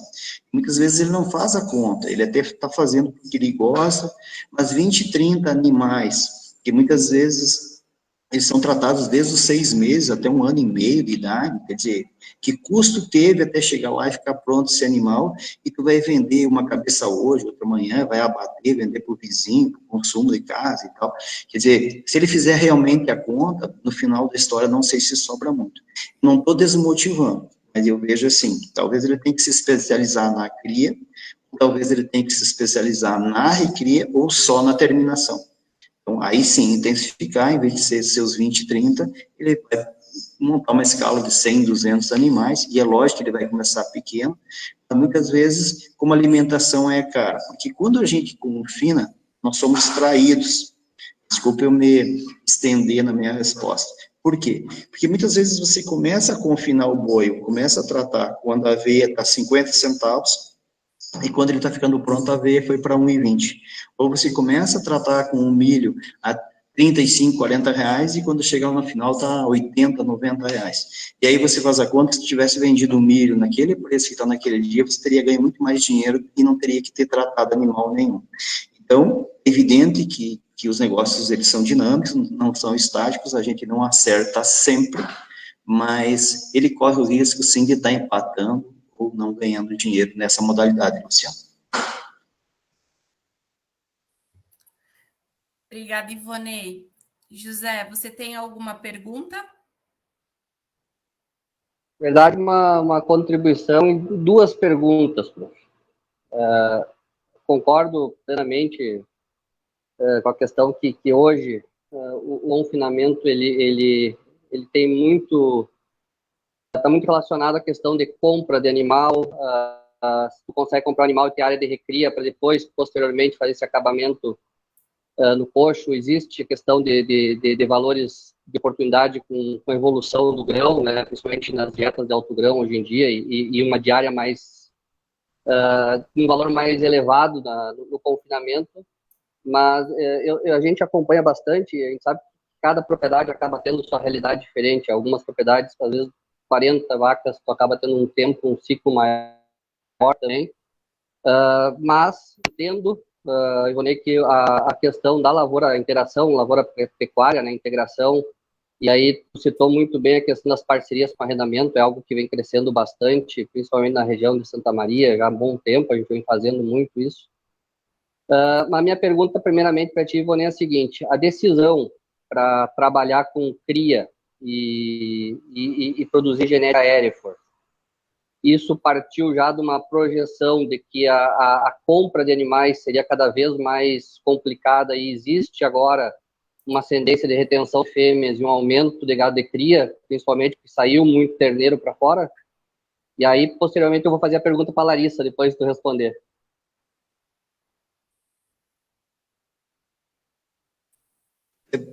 Professor José, aí que está o mérito da aproximação da universidade com o produtor rural. Nós já fizemos 3 validações em parceria com a Universidade de Santa Maria, várias validações em parceria com a Embrapa, e num desses trabalhos, o professor João Pedro Velho, que ele coordenou o mestrado em zootecnia lá, né, do curso de agronegócios aqui na universidade, no campus Palmeiras das Missões. Ele me disse que a nossa região aqui, o Rio Grande do Sul, principalmente o norte do estado, seria uma das melhores regiões do mundo para se fazer gado de cria, cria de gado de corte. Eu confesso para vocês que quando eu ouvi isso, eu pensei, um professor universitário, doutor em zootecnia, me vim com essa conversa, sabe, eu ouvi por respeito e não retruquei. E aí, quando aconteceu por acidente, nós trouxemos animais da fronteira para fazer teste de ganho de peso, e aí, por acidente, os touros, né, eram com animais inteiros, eles atravessaram o nosso açude lá e acabaram entourando as vacas.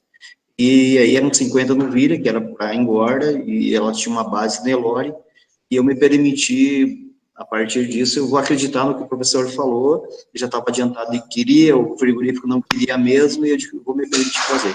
Comprei mais 50 novilhas e a gente foi para 100 animais. E a nossa surpresa foi que dessas 100 vacas prem, né, que eram primíparas, a gente conseguiu criar 95 terneiros. Aí eu fiquei encantado. E aí a gente foi em busca de mais assessoria, mais consultoria, e aí nós entramos num processo de seleção. Nós tínhamos, assim, em média 150, 200 animais, chegou um momento que, por causa da cria, nós chegamos próximo de 400 animais, e aí nós começamos a passar a peneira. Fizemos a primeira peneira tirando as Nelore, que nós não queríamos, depois a gente foi tirando os animais mais bravios, assim, mais nervosos, aqueles que tinham guampas, então a gente foi ficando com as mochas, cara branca, e aí entrou nesse processo. E a opção do Hereford foi pela várias vantagens, docilidade, prolificidade, precocidade. Então, assim, foram várias vantagens que a gente começou a perceber. Tinha uma parte do gado Angus, nós percebemos no manejo da mangueira que o Hereford era mais tranquilo, os próprios funcionários já perceberam isso, e como a gente já tinha uma base, Hereford foi arrumando para isso. Esse time foi uma coisa lógica, porque a gente percebeu cada vez mais áreas de pecuária migrando para a lavoura, e cada vez mais gente só querendo fazer recria ou engorda. E era uma questão lógica que ia faltar terneiro e que esse preço ia explodir. Esse caminho inverso, ele é bem penoso, por quê? Porque hoje você comprar novilhas é muito caro, você voltar a fazer cria, estava falando para o Luciano na minha visita, hoje você comprar novilhas a 5, 6 mil reais, 100 animais são 500, 600 mil reais. Qual é o sujeito que tem coragem suficiente para pegar 3 mil, 4 mil sacos de soja, comprar 100 novilhas e entrar numa atividade que ele não conhece muito bem, ou que daqui um pouco pode ser que mais adiante caia o preço do terneiro e não remunere quanto ele espera. Então tem que ter uma boa dose de paixão, uma boa dose de coragem, uma boa dose de empreendedorismo. Para quem já está fazendo isso é moleza, tá? Colhendo aí os frutos por aproveitar essa oportunidade. Show de bola. E para isso eu gostaria de fazer a seguinte pergunta. Na verdade, ela colocou uma apresentação dela, a evolução da propriedade, né? E ela foi muito feliz no que ela colocou em relação que as coisas vão passo a passo. Larissa, tu podia passar para os alunos, mais ou menos, quanto tempo demorou para tu ajustar aquele DEL na propriedade? De 200 e pico para 160, 180, agora não me recordo bem o número. Levou 4 anos, professor. Perfeito. Nós conseguimos ajustar o DEL a 159 e levou 4 anos. Perfeito. Nós não combinamos o que tu ia falar, tá? Mas é que eu acho interessante passar isso, porque muitas vezes se chega numa propriedade com alguns problemas reprodutivos, problemas nutricionais, e muitos produtores querem que as coisas sejam resolvidas de um dia para o outro. E às vezes se queima muitos técnicos, porque em 6, 7 meses as coisas não são resolvidas, né? A tua declaração foi muito importante até para dar um feedback para os alunos que estão saindo para estágio, para os que estão começando, que um trabalho não digo gerenciamento, né, mas vamos dizer, uma prestação de serviço hoje muitos colegas fazem, mas um gerenciamento da propriedade nutricional, com a parte econômica, com a parte reprodutiva, eu acho que tu pode contar nos dedos quantos profissionais estão oferecendo isso para os produtores na região, né? Com certeza, professor. Como eu disse, nós sempre contamos com o suporte técnico da cooperativa, né, que tem o seu percentual na contribuição pela evolução da propriedade. Eu acho que conta muito a experiência do meu pai, né? Lá naquele momento que nós estávamos com um DEL de 280, né, nós chegamos à conclusão inicial que tinha muitas vacas para descartar, e ele bateu o pé conosco, né? Ele disse, não, eu vou tentar mais uma vez, vamos emprenhar essas vacas, tem genética, né, para conseguir tirar mais filhas, para continuar aumentando o rebanho, e aí nós conseguimos fazer isso, né? Hoje já nenhum daqueles animais estão na propriedade. Na verdade, a gente está só com 42 vacas em lactação, mas foi descartado ao longo desse tempo, no mínimo, umas 40 vacas, né? Então, a gente está selecionando, por isso que o nosso número de animais está muito pequeno. Esse é outro fato importante da nossa propriedade. Hoje a gente tem mais animais em estágio de crescimento, né, do que produzindo. Então, nós temos 106 animais na propriedade de todas as faixas etárias, mas só 42 estão produzindo, justamente pela essa seleção que a gente fez de genética, de casco, de Uber e assim por diante, todas as características que a gente foi avaliando no decorrer dos 4 anos. Larissa, aproveitar e perguntar para ti, vocês vivenciam dia a dia, a gente acompanha também algumas propriedades. Na tua opinião, tá? Como tu vê hoje uma propriedade de leite, né, uma propriedade leiteira que é eficaz em relação independente do preço de leite, né? A gente sabe que isso é algo que a gente não consegue controlar muito. Mas como tu vê hoje uma propriedade que tem 60%, 70%, 75% de custo de produção, como tu vê isso hoje dentro de uma propriedade leiteira? É justamente isso que o senhor comentou, professor. Eu até comento sempre com os meus aprendizes, né?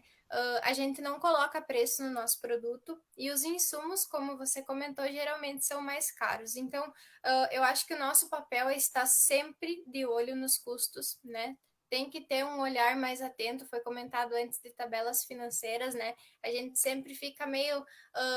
Tira a gente da zona de conforto, né? Mas tem que estar atento. É graças a esse controle, porque às vezes algumas gramas de sal, alguns quilos de ração ou alguns litros de leite fazem toda a diferença no resultado. Né? Então tem que estar de olho nos números, independente de gostar ou não, né? Tem que ter esse acompanhamento mais próximo para que a propriedade tenha eficiência e eficácia. Muito obrigado. Obrigada. Eu gostaria de fazer uma pergunta para a Larissa. Posso? Fica à vontade, com certeza. Larissa, eu vi que vocês em 2020 produziram mais de 500 mil litros de leite. Eu gostaria de saber de ti se vocês têm algum plano de transformar, né, alguma agroindústria na propriedade e comercializar com a marca de vocês, se isso está nos planos, se você vê essa ideia viável e, bom, é esse meu questionamento. Já foi comentado sim, de nós mesmo processar o leite, né? Fazer um outro produto, comercializar com marca própria.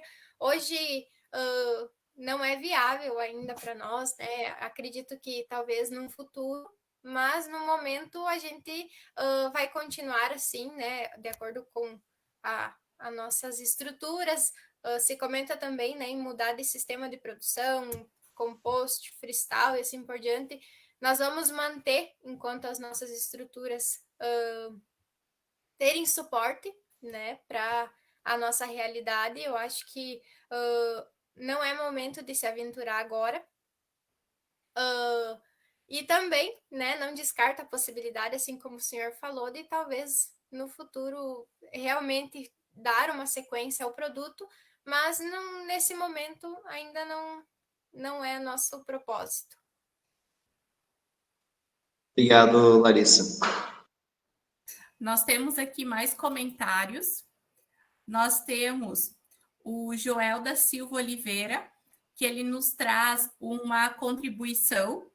Ele nos fala o seguinte, que é muito importante as colocações, parabéns, mas digamos que alguns pequenos proprietários de terra não tenham condições de investir em acompanhamento por um profissional.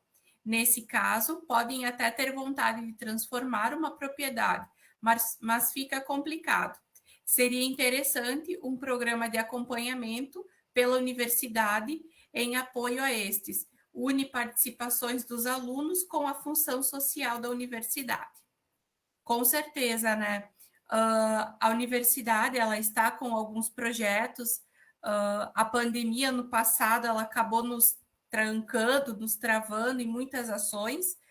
Esperamos que esse ano a gente possa realizar muito dessas ações, né? Nós estamos agora com as ações de extensão cada vez maiores, só esperando que consigamos poder ir, né, para fora para poder realizar todas elas. E nós temos a professora Paloma, que ela deu boa noite aos palestrantes e ela fez uma pergunta para a Larissa. Ela gostaria de saber o que o curso de gestão de cooperativas contribuiu na sua formação.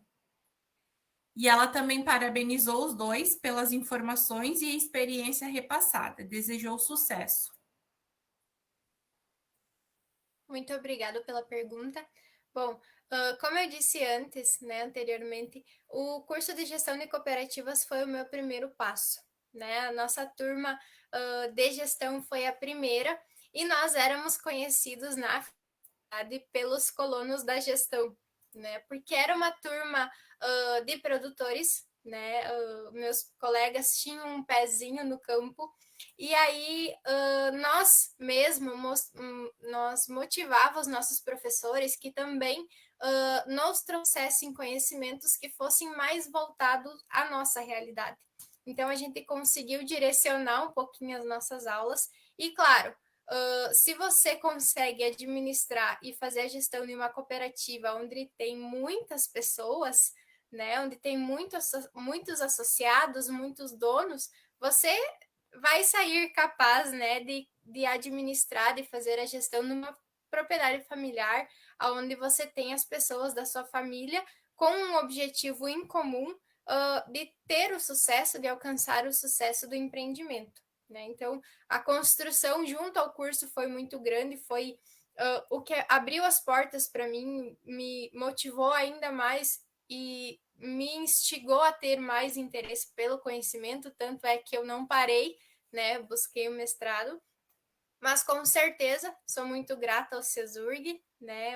Hoje as irmãs ainda têm esse laço mais próximo com a universidade, então meu sentimento para com o curso e com a instituição é de agradecimento mesmo. Certo. Pessoal, se ninguém mais tem nenhuma colocação, acho que vamos nos aproximando do final da nossa live, né? Eu tenho muito a agradecer ao Ivonei, à Larissa, por disponibilizarem esse tempo de virem trazer um pouco da experiência de vocês, todo esse conhecimento, né? Muito obrigada mesmo. Foi de muito... Pessoal, foram vários elogios, acho que depois com calma vocês podem acessar, ela está gravada na página da instituição, e aí vocês podem ler com calma todos os elogios que o pessoal trouxe. A palavra é gratidão, muito obrigado mesmo. O José, Luciano, querem deixar alguma mensagem final? Da mesma forma, prof, agradecer a todos que participaram, né, assistindo, e principalmente aos palestrantes. Extremamente valia, palestras extremamente práticas e que são importantes para a formação do acadêmico. A gente estava conversando esse dia em aula justamente o que o Ivonei comentou, a importância de se relacionar com pessoas, né?